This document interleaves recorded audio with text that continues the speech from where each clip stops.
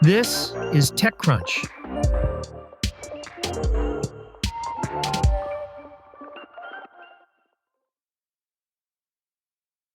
Driverless cars are no longer restricted to the realm of sci-fi thanks to companies like Waymo deploying commercial robotaxi services in multiple cities, and a number of automakers, big and small, are trying to bring that same level of autonomy to personally owned vehicles over the next few years. If that happens, what kinds of things could you do with a personal AV? Maybe you'll be able to send it to pick up food or run errands, which is the hope of a company called Autolane. Or, if you're Tesla CEO Elon Musk, you think owners will want to deploy their cars into the world to offer rides to other people, creating a tidy, nearly effortless side hustle.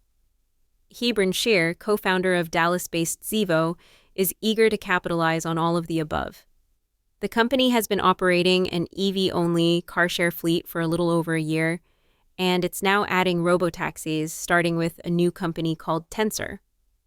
Tensor is kind of an odd duck. The startup sort of emerged earlier this year from a previous Silicon Valley startup called AutoX that also had operations in China, and boldly claims that it will be the first to sell a fully autonomous car to regular consumers next year, no less. Zevo says it will purchase up to 100 of Tensor's cars and add them to its network. There aren't a lot of details on timing, and Tensor still needs to show that it can build cars at any kind of scale and reliability, which are massive hurdles that have tripped up many other newcomers in recent years. The company said in a statement that its path to shipping is driven by the pacing of global regulatory approvals, not product limitations. If it works, Zevo customers would essentially be able to borrow the Tensor AVs in what amounts to a sort of decentralized robotaxi service. The announcement resembles the many heady yet ultimately unmet promises that were made a decade ago when the self-driving car hype first peaked. But with real robotaxis on the roads now, the idea seems a little more tangible this time. Hugo Fazzotti, Tensor's chief business officer, said, "Tensor's vision is to build a future where everyone owns their own artificial general intelligence, a personal AGI that enables more time, freedom, and autonomy.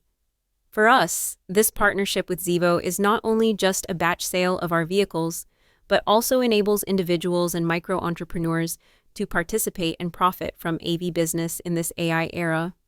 It won't be Sher's first bet on an unproven company. In October, Zevo announced a non-binding order of 1,000 vans from perpetually imperiled EV startup Faraday Future. Faraday, which has struggled for a decade to make and sell its flagship FF91 luxury SUV, recently resorted to importing more affordable electric vans from China and assembling them in the US.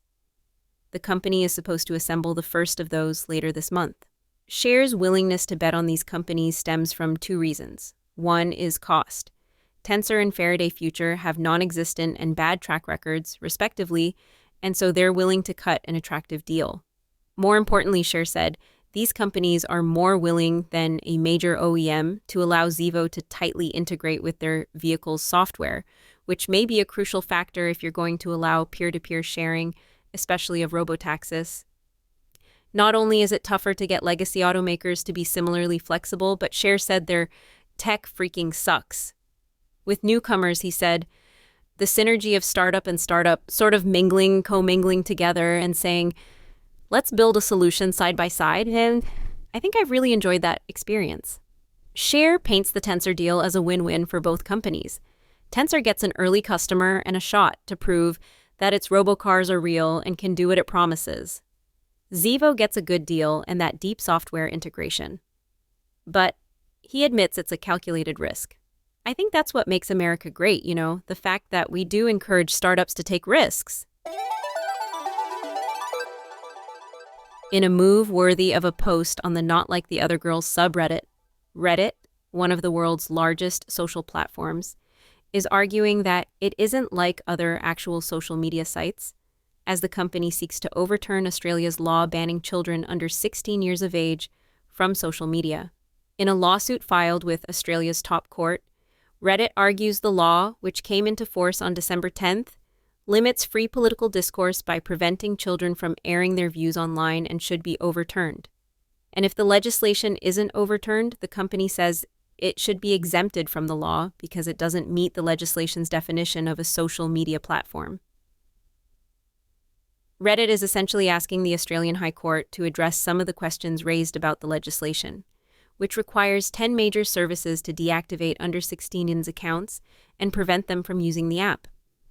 Critics argue that the law infringes on children's rights, and companies have sought to raise questions about what social media even defines.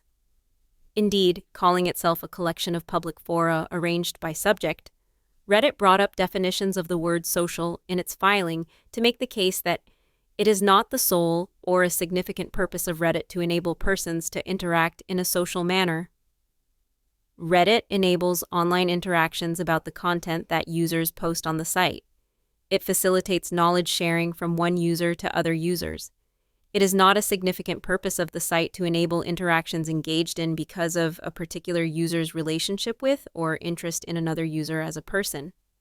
Reddit is significantly different from other sites that allow for users to become friends with one another, or to post photos about themselves or to organize events, the filing reads.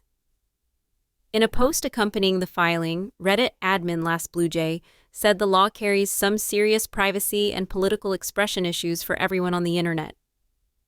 While we agree with the importance of protecting people under 16, this law has the unfortunate effect of forcing intrusive and potentially insecure verification processes on adults as well as minors, isolating teens from the ability to engage in age-appropriate community experiences, including political discussions, and creating an illogical patchwork of which platforms are included and which aren't, the post reads. Reddit also points out that a significant portion of content on social media platforms is accessible without an account, and kids under 16 years old would be more easily protected if they were allowed to have accounts that could then be restricted. That's it from TechCrunch. For more tech stories like these, go to TechCrunch.com.